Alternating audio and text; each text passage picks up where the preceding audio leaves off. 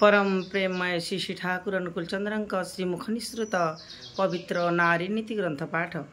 मोर कथागुड़िक जदि तुमर केवल कथा और चिंतार खोराक मात्र हुए करवा बा आचरण भितर दे सेगुड़िक जदि वास्तव में फुटे तोली न पार तेबे पाइबा जे तुमर तुम साच्छन्न रही ता किंतु अति निश्चय तुमर मु।